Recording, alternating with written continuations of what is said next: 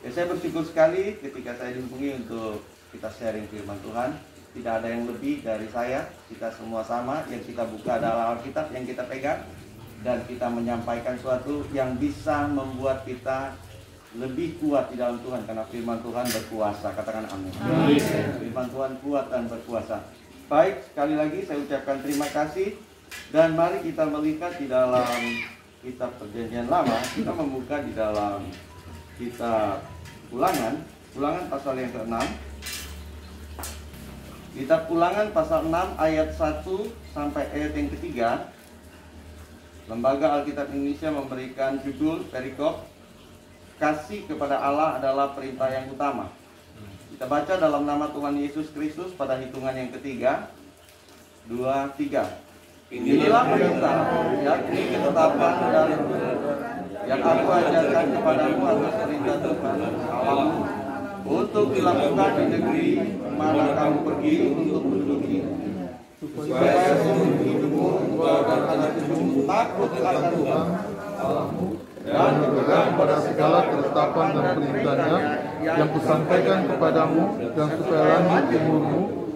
Maka dengarlah orang Israel, lakukanlah itu dengan setia, supaya baik keadaanmu dan supaya kamu menjadi sangat banyak, seperti yang dijadikan Tuhan Allah nenek moyangmu kepadamu, di satu negeri yang berlimpah-limpah susu dan madunya. Yang diberkati Tuhan, silakan dulu. Ini adalah perintah Tuhan melewati hamba Tuhan yang bernama Musa. Jadi ini bagian dari kitab Taurat. Kitab Taurat ada 5 kitab: Kejadian, Keluaran, Imamat, Bilangan, Ulangan. Dan ini ditulis oleh Musa. Dan setelah itu tongkat estafet pergi ke Yosua. Nah, tema pagi hari ini kita akan melihat bukan sekedar saya mau angkat tentang panjang umur, tapi kekuatan ucapan syukur. Sekali lagi, kekuatan ucapan syukur. Kenapa orang Kristen atau anak Tuhan, orang percaya selalu disuruh mengucap syukur? Kenapa harus mengucap syukur kepada Tuhan? Apa tidak ada cara lain? Seperti orang dunia, tidak perlulah ucapan syukur. Nah saudara, dengan orang mengucap syukur, dia akan menghargai apa yang dia miliki.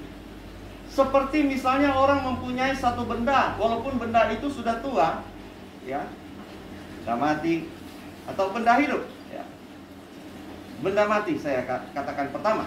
Walaupun sudah tua, dia sangat menghargai kalau dia tahu bersyukur kepada Tuhan. Kalau dia tidak tahu bersyukur, dia pasti, wah sudah tua ini, mobil saya, motor saya, rumah saya mau yang lebih bagus. Dia kalau tidak bisa bersyukur, dia akan melihat hal-hal yang lain. Nah, orang yang bersyukur dia menghargai apa yang dia punya. Nah, orang yang bersyukur dia tahu menempatkan dirinya, dan dia selalu berbahagia.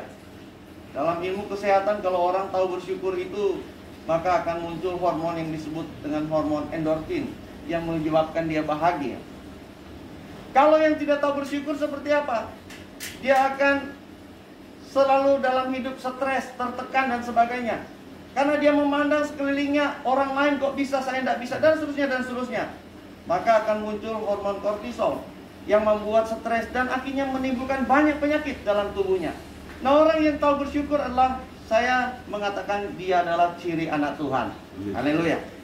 Di dalam surat yang ditulis oleh Musa, ya, dalam ini suratan bagian dari kitab Taurat, inilah perintah, yakni ketetapan dan peraturan yang diajarkan kepadamu. Supaya apa? Supaya engkau panjang umur, supaya baik keadaanmu, supaya engkau sejahtera, sentosa, dan supaya engkau menjadi banyak dalam artian berkembang, ya, menjadi luar biasa, menjadi berkat, dan engkau diberkati oleh Tuhan.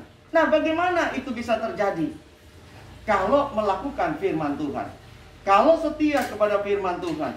Kenapa demikian? Saudara, banyak orang hari-hari ini ingin panjang umur. Ada satu hamba Tuhan, umur 90-an. Saya dengar dari keponakannya mengatakan, aduh, dia kata salah berdoa. Tuhan kasih panjang umur, 90 sekian umurnya, masih melayani. Dia bilang, saya lupa, harusnya saya minta auto juga. Waduh, ini bahaya ini saudara ya. Dia bilang dia cuma minta umur panjang, memang sudah 90 lebih umurnya. Orang lain 60, 70 sudah pergi Dia belum pergi-pergi, tapi tidak ada oto, dia bilang. Saya harusnya minta oto.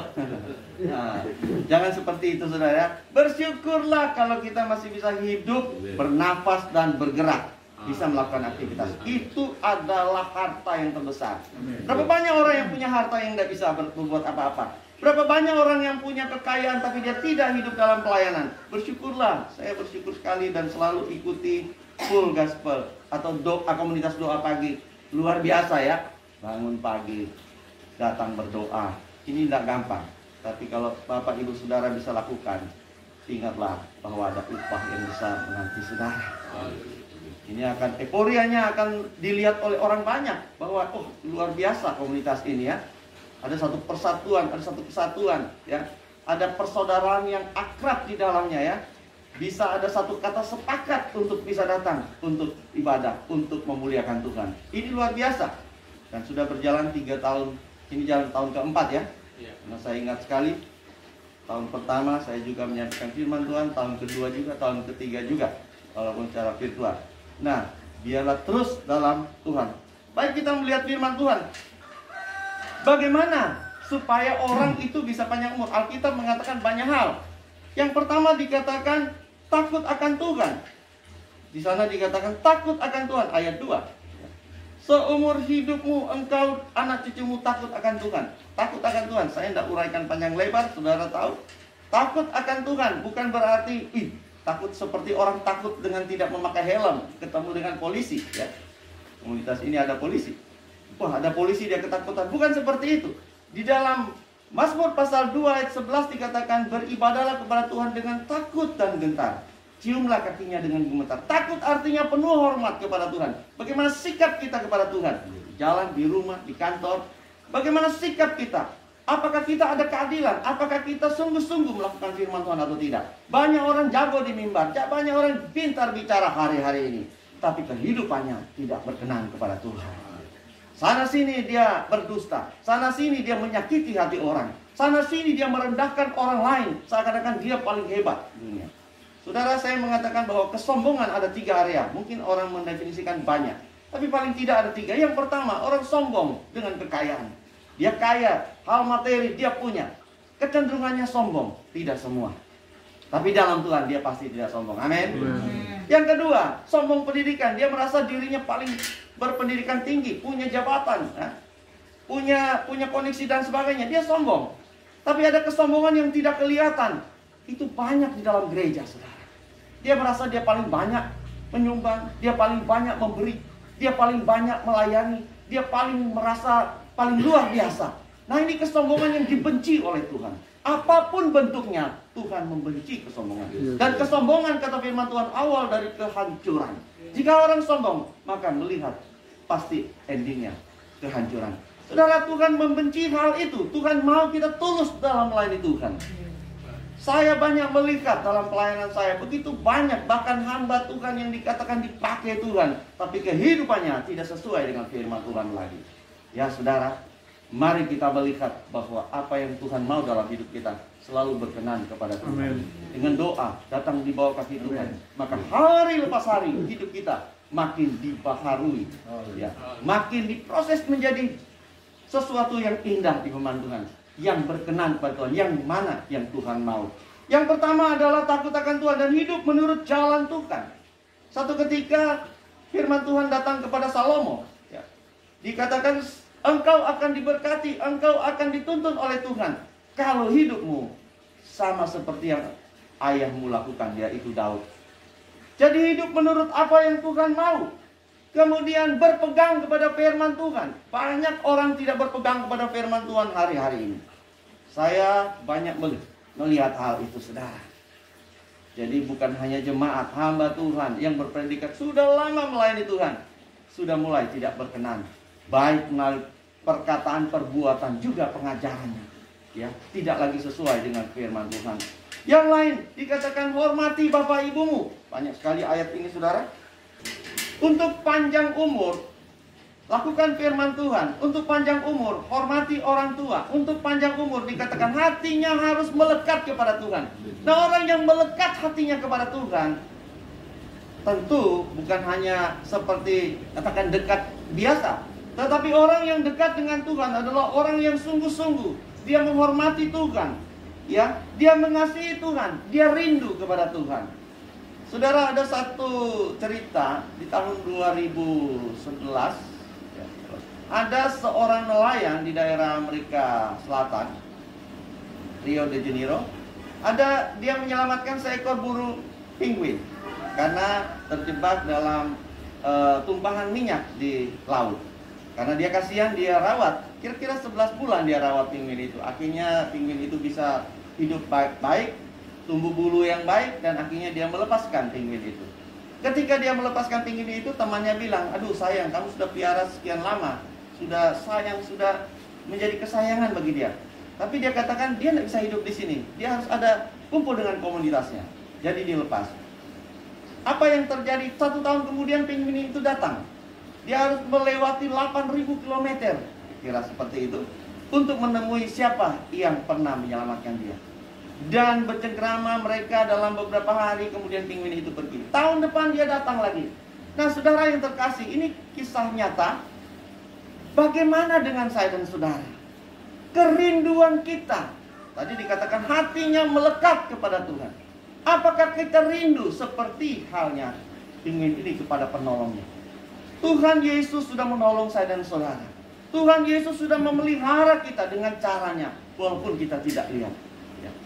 Ketika Tuhan mengangkat, tidak ada yang bisa merendahkan. Ketika Tuhan yang membuka pintu, pintu apa? Pintu berkat, pintu kemenangan, tidak ada yang bisa menutup. Katakan amin. Kita punya Tuhan yang seperti itu. Dia Allah El Shaddai, Allah yang Maha Kuasa.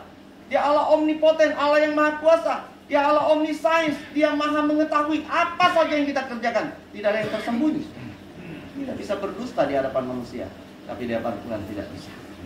Dia omnipresent, dia Allah Maha Hadir di mana saja kita berada. Sebab itu mari kita muliakan, kita puji Tuhan. Di dalam Yohanes 4 ayat 24, saya pernah ditanya satu mahasiswa, apa artinya menyembah dalam roh dan kebenaran? Mungkin banyak orang mendefinisikan menyembah dalam bahasa roh, tapi firman Tuhan tidak mengatakan begitu. Ya. Saya rasa mungkin di sini sudah banyak yang tahu, apalagi sudah belajar teologi, sudah S2, sudah tahu apa namanya glosolalia dan sonolalia. Tapi saya tidak ungkapkan mengenai pneumatologi, mengenai Roh Kudus. Tapi saya katakan, menyembah dalam roh artinya setiap saat kita ada dalam hadirat Allah, bukan hanya pagi ini. Di mana saja, di rumah, di jalan, di mobil, di tempat pekerjaan, ibu-ibu sedang memasak, ada terus kontak dengan Tuhan, melekat kepada Tuhan. Kalau sudah begitu, maka dia tidak akan melakukan hal yang jahat. Dia tidak akan berdusta, dia tidak akan mengatakan perkataan yang kasar dan sebagainya. Dia tidak akan merendahkan orang. Dia tidak seenaknya berbicara kalau hatinya melekat kepada Tuhan. Itu artinya menyembah dalam roh. Kenapa? Bukan Roh Kudus ditaruh dalam hidup saya dan saudara. Saudara yang terkasih dalam Tuhan, saya satu ketika diajak orang ke kebunnya makan kelapa muda. Sementara makan kelapa muda, saya melihat di pekarangan kebunnya ada pohon kelapa yang ada tulisannya di batangnya itu. Ada huruf. Saya tanya, kok dikasih huruf? Oh, dia bilang bukan saya punya itu. Loh, kok bisa? Ini kan tanah dia punya. Dia bilang begini, saya beli, tapi kelapa itu orang punya sudah. Oh, begitu. Nah, saudara, saya terinspirasi mengatakan pagi ini, ya. Kenapa ada merek itu orang yang punya nama yang ada di situ, sementara tanahnya miliknya orang lain? Ternyata di Sulawesi ini kebanyakan seperti itu. Dia jual kelapanya, tapi tanahnya tidak. Sehingga waktu orang beli tanah, kelapanya itu bukan dia punya, jangan berani ambil, karena ada yang punya. Nah, saya mau katakan dalam Efesus 1 ayat 13-14, salah satu lambang dari Roh Kudus adalah materai. Lambang Roh Kudus banyak ya, burung merpati, minyak, air, api, nah seperti angin, seperti. Nah, materai. Ketika kita percaya kepada Tuhan, maka kita dimateraikan dengan Roh Kudus. Artinya apa, saudara? Supaya kita jangan lagi dicecar oleh kuasa gelapan. Iblis tidak bisa mengatakan ini aku punya. Tuhan bilang ini aku punya. Aku sudah kasih materai. Sudah ada cap. Sudah ada bukti bahwa ini adalah milik Tuhan. 1 Korintus 3 ayat 16, kamu adalah baik Allah dan roh Allah diam di dalam kamu. Untuk apa kita teriak-teriak seperti yang kita dengar tadi? Ya. Sebelah tadi, as-salatu khairun minan naum, lebih baik sembahyang daripada tidur. Dia teriak dengan sekeras-kerasnya. Ya. Jadi kalau di dalam bahasa teologi ya, Allahnya terlalu jauh ya. Tapi Allah kita Allah imanen, itu transenden namanya. Terlalu jauh. Harus teriak-teriak. Di mana Allah kita? Dia ada dalam hati saya dan juga. 1 Korintus 3:16. Roh Allah diam di dalam kami. Jadi penyembahan dalam roh artinya selalu ada hubungan kontak dengan Tuhan. Ada relasi yang baik setiap saat. Maka orang demikian, dia pasti melakukan kebenaran firman Allah dengan baik. Yang kedua, menyembah dalam roh dan kebenaran. Apa artinya kebenaran? Penyembahannya sesuai dengan firman Tuhan, tidak neko-neko. Di Tuhan, sekali lagi selamat ulang tahun kepada keluarga tempat ini, Bapak dan Coach Dion dan Ibu, dan juga yang lain-lain berulang tahun. Tuhan Yesus memberkati kita sekalian. Dan firman Tuhan, amin firman Tuhan. Tuhan memberkati.